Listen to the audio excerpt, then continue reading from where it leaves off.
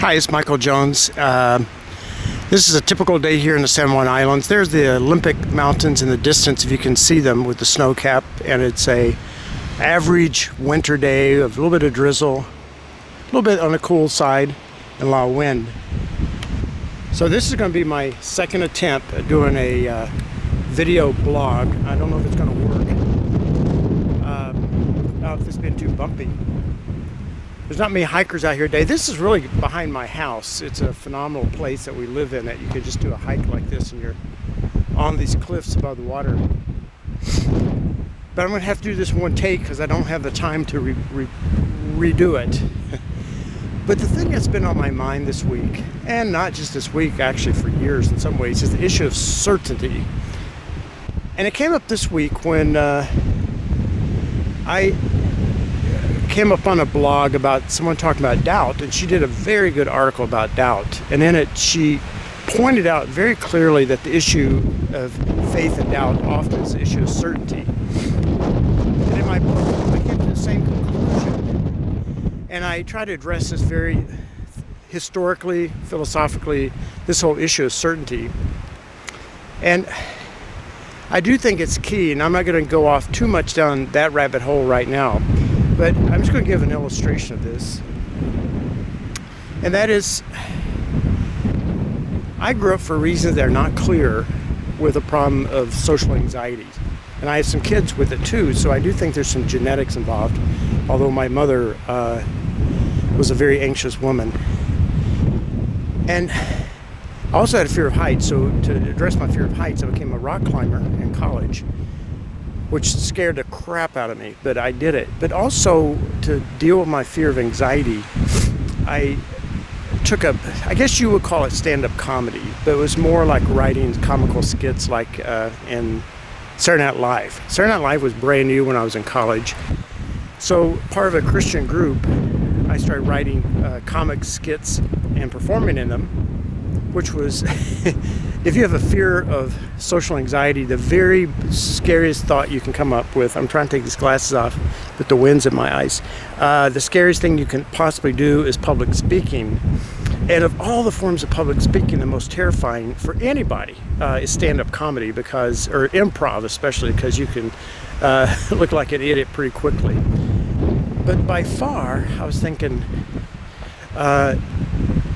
someone with social anxiety doing stand-up comedy is doing it in a Christian crowd.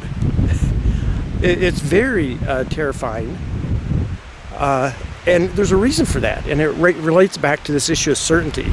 Now, I was thinking Mike Warnke pulled it off, but he did a lot of lying. It's easier to do comedy when you lie, and most comics make up stories, about their families and things like that. But the reason that is so intimidating to do it in a Christian crowd is that this issue of certainty. I grew up in an evangelical world, somewhat fundamentalist world, where it was required of your theology to be absolutely certain about everything, not just the big general theological concepts, but everything. You had to be absolutely certain. So I would write these skits and write everybody's part, and we performed this skit. This was in college and also in graduate school. I did it more in graduate school. And then we would do, and I already know the cultural mores of the evangelical world. Of course, there'd be no swearing, and you have to pretend that sex didn't exist in these sketches. No mention whatsoever. But you couldn't even say words like darn, because people knew that you really meant damn. Or you couldn't say shoot, because people knew you really meant shit. Or frickin', you know what that meant. So you couldn't say any words like that. But that's the easy part. I gotta climb down off a rock here so I don't fall. That was the easy part. Here's the hard part. So I do this big, have like 5 people in this skit I put together. And again, I modeled after Saturday Night Live. And after it was over, and we're all done, and I thought I did everything perfectly, no one would be offended. It'd always be some guy at the bottom of the stage, usually a crew cut. This is Bible Belt country back in the 70s and 80s, or mostly 70s. Be a crew cut guy with a big Bible under his arm, going, excuse me, sir, excuse me, Could I have a moment with you? Could I have a moment with you? I knew what was coming. I hated it. I hated it. It was always something I never thought of. Like one skit talking about some reference to the future, like in 1985, we're going to do, because this skit was taking place in like 77, 78, or 79. And the guy saying, come here, excuse me, you talked about 1987. Well, Scripture is very, very clear that Jesus is coming back in 1985. So, do you believe Scripture or not? Because if you don't believe Scripture, then you shouldn't call yourself Christian. I don't even want to go there. I don't even want to have this discussion. But that's a good example of what we mean by certainty. Now, that's a really splitting fine hairs about certainty, stuff like that.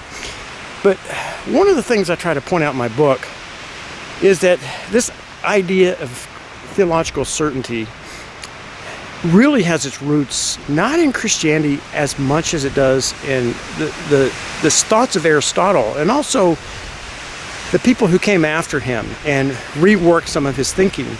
But it was a look at logic and reason, that we can, through our reason, come to absolute certainty in all issues. So you apply that to theology, then theologically, you're certain about everything. Or you're supposed to be. Now that's where all these church splits come from, is because one church said, no, you're supposed to do communion every Sunday. Oh, no, once a quarter. Then we're certain. God has told us we're certain. So that's where the splits come from. But here's the big picture, and then I'm going to be quiet, is that it reflects your concept of God. And this is what I was taught. Now, they would not ever say this to me, but this is what I was taught, is that God was always disappointed in us, almost always. And you had to walk this plane of eggshells around God, because if you make one mistake in your thinking or your theology, he's going to be really pissed at you, and he just won't like you very much. Now, he'll still save you and love you, supposedly, whatever that means. I mean, it's really hard to love someone and at the same time not like them, but that was the thinking.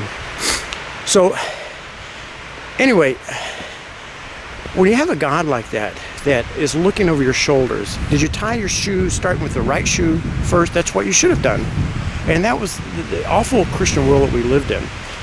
So a lot of people who are fleeing evangelicalism are really tired of it.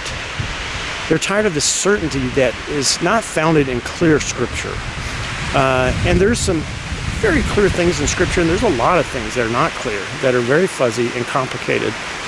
And for someone to claim that they can arrive at certainty because they're smarter, they're more moral, I guess, is what they're thinking. And then if you don't arrive at the same certainty, you're a piece of crap. Well, that's part of this world that we live in, and that's why I think there's this mass exodus out of evangelicalism. So this is a very general thought about that issue. I might talk about it more later, but that was just my thought today. And now I'm leaving my perch here up on the hill. I'm going to give you one more look. This is too glorious to just walk away from. And I know there's some raindrops on my lens. But just giving you... So this cliff is about a mile behind my house, down to the Puget Sound, and then just a glorious area to live in. All right, this is Michael Jones signing off. Take care.